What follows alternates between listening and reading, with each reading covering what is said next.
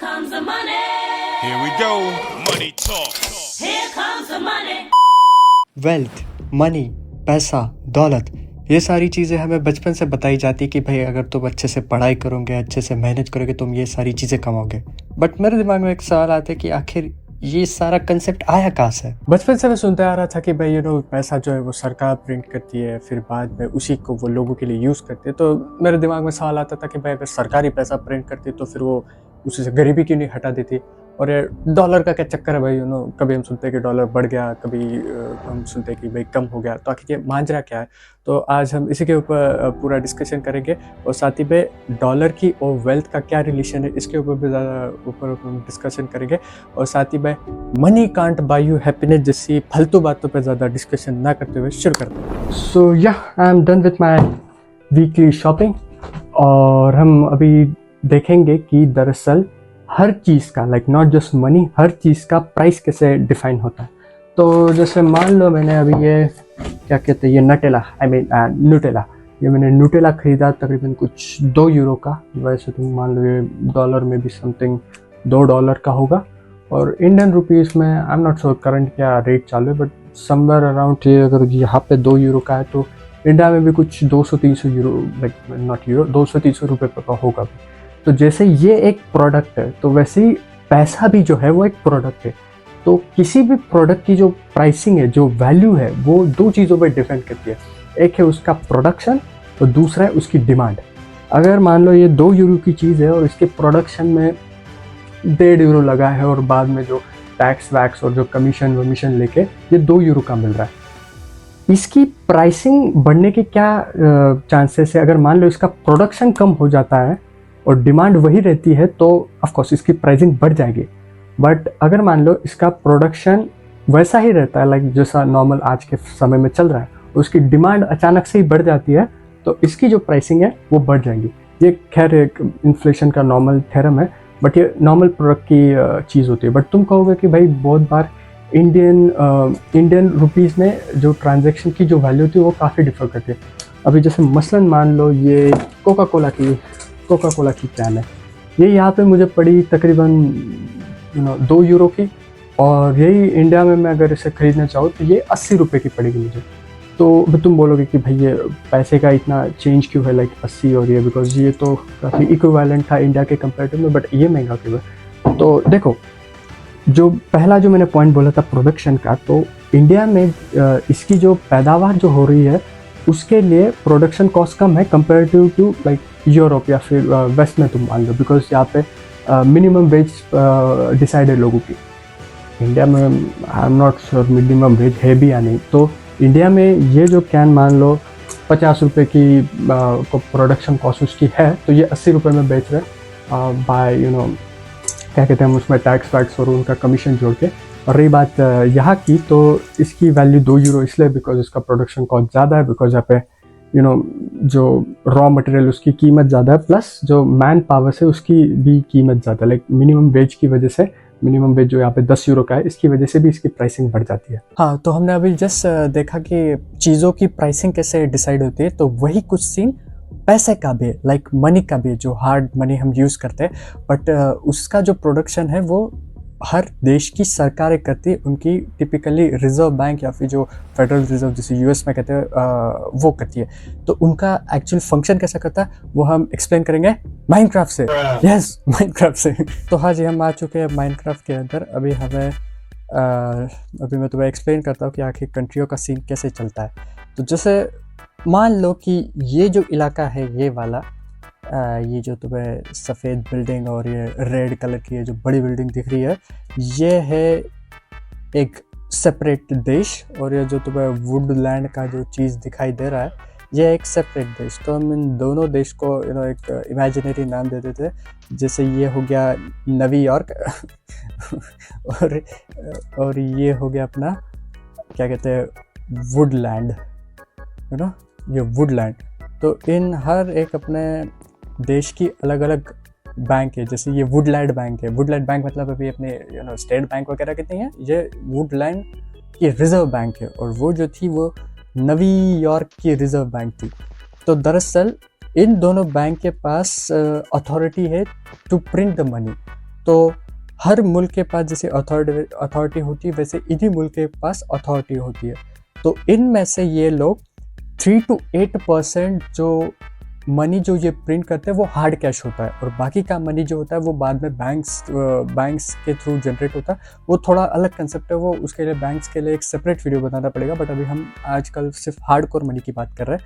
तो अभी हम देख लें कि जैसे मान लो वुडलैंड बैंक ने 10 क्या कहते हैं डॉलर प्रिंट आउट किया, तो ऑन एन एवरेज $10 के लिए 3 सेंट उसका प्रोडक्शन कॉस्ट आता है, और बाकी का जो 9 पॉइंट समथिंग यूरो जो जो डॉलर जो होता है वो इस सरकार के पास एज ए प्रॉफिट जाता है। तो उसका फ़ायदा ऐसा होता है कि रिजर्व के अंदर इस सरकार के पास 9 पॉइंट समथिंग डॉलर चला जाता है, और same goes to this New York also. New York bank जो $10 का इनका कुछ और 10 रुपये जो ये नवी यॉर्क बैंक प्रिंट करती है, उसमें से 3 इनका भी मतलब ऑन एन एवरेज सभी देशों का उतना ही होता है प्रोडक्शन। जो नोट का जो प्रोडक्शन होता है, कॉइन का थोड़ा ज़्यादा होता है, बट ऑफकोर्स उसकी ड्यूरेबिलिटी काफ़ी होती है। तो इन बैंक्स का काम होता है प्राइसिंग को कंट्रोल करना और प्राइसिंग को ये करना। तो अभी बात ये है कि हम देखते हैं कि कुछ देश की करेंसी ज़्यादा वैल्यूएबल होती है, कुछ देश की करेंसी ज़्यादा कम वैल्यूएबल होती है। बट उससे पहले हम एक सवाल पे आते हैं। जैसे मैंने बताया कि $10 या फिर 10 रुपये प्रोड्यूस करने पे इनके ऊपर $9 9 का फ़ायदा होता है, तो फिर ये ज़्यादा पैसे क्यों नहीं प्रिंट आउट करते थे। बट उसका एक ड्रॉबैक है। जैसे लास्ट वाले मैंने वीडियो में बताया था कि जैसे प्रोडक्शन कॉस्ट बढ़ती है, जैसे प्रोडक्शन बढ़ता है, वैसे उस चीज़ की, चाहे वो कोई भी चीज़ हो, उसकी वैल्यू कम होती है।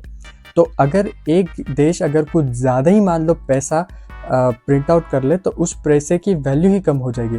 और यही सीन वेनेजुएला में भी हुआ था। मतलब वेनेजुएला में तो लोग नोटों पे ड्राइंग क्या बनाते हैं, मतलब वो तुम अगर रैंडमली गूगल पे सर्च करोगे तो वैसा समझ में आ जाएगा।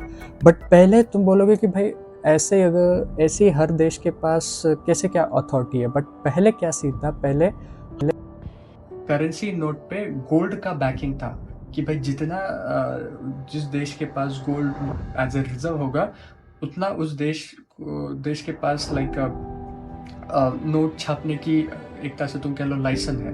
बट वो 1971 के बाद से यूएस ने ख़त्म कर दिया, खास करके कि भाई यूएस ने कहा कि भाई हम वो नहीं करेंगे। उसके पीछे पूरा क्या कहते हैं वॉर की कहानी है, वो किसी और दिन डिस्कस करेंगे। आज भी जो मोस्ट ऑफ जो ट्रेड जो है वो तकरीबन 30% डॉलर में होता है, कुछ यूरो में होता है, कुछ पाउंड में होता है, और फिर बाकी के ज़्यादा करेंसी डिफर करती है। तो तुम ये बोलोगे कि भाई मोस्ट ऑफ जो ट्रेड जो है वो डॉलर में क्यों होता है, तो ऑफ कोर्स उसकी प्राइसिंग ज़्यादा है। बट तुम उसमें एक काउंटर आर्गुमेंट दे सकते हो कि भाई जो सबसे महंगी जो करेंसी है दुनिया में वो कुवैती दिनार है, तो फिर कुवैती दिनार में ट्रांजैक्शन क्यों नहीं होते दुनिया भर के सारे। तो देखो इसके मतलब ये जो सारा कुछ डॉलर का जो झमेला जो है ना, इसके पीछे हिस्ट्री भी है और इसके पीछे थोड़ा बहुत इकोनॉमिक्स का लॉजिक भी है। तो जैसे मैंने पिछले पूरे इस कंसेप्ट में बताया कि भाई कैसे रुपया डिसाइड होता है, कैसे देश का जो करेंसी उसकी प्राइसिंग कैसे डिफाइंड होती है उनके प्रोडक्शन पे और उनके अवेलेबिलिटी पे। तो वैसे ही कुवैती दिनार का प्रोडक्शन काफ़ी कम है। मतलब जो सरकार जो है कुवैत की, वो कुवैती दिनार को काफ़ी कम प्रोड्यूस करती है, तो ऑफकोर्स उसकी अवेलेबिलिटी कम है, इसलिए उसकी प्राइसिंग ज़्यादा है। डॉलर खैर जब तक वियतनाम वॉर का जो मतलब वियतनाम वॉर के पहले तक जितना यूएस के फेडरल रिजर्व में जो गोल्ड था उसके पैरेलल ही जो फेडरल रिजर्व था वो डॉलर को प्रिंट करता था।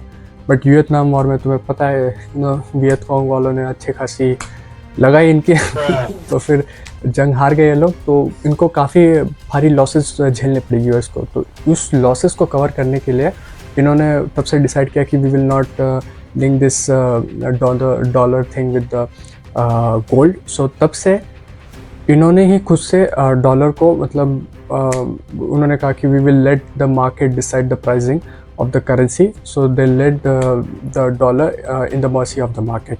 बट बाकी के देशों में ये सारा सीन इसलिए नहीं हुआ क्योंकि वर्ल्ड वॉर 2 के बाद से जब पूरे आधा यूरोप में तबाही बच चुकी थी, कुछ सोवियत यूनियन जो कि कम्युनिस्ट स्टेट था तो वो मार्केट उसकी बंद थी, तो दुनिया भर में सिर्फ एक यूएस ही था जिसे तुम कह सकते हो कि कुछ ज़्यादा डिस्ट्रक्शन नहीं हुआ था, एक स्टेबल इकोनॉमी थी। So people got trust into the US dollar, और वो ट्रस्ट आज तक कायम है। मतलब लोग कहते थे कि भाई यूरो जब लॉन्च हुआ था तो यूरो रिप्लेस करेगा डॉलर को, तो वो हुआ नहीं, बिकॉज यूएस की तुम कह सकते हो कि कंसिस्टेंट इकोनॉमी की वजह से, कंसिस्टेंट डेमोक्रेसी की वजह से डॉलर उतना स्टेबल है आज तक भी, और मोस्ट ऑफ द ट्रांजैक्शन जो है वो डॉलर में है।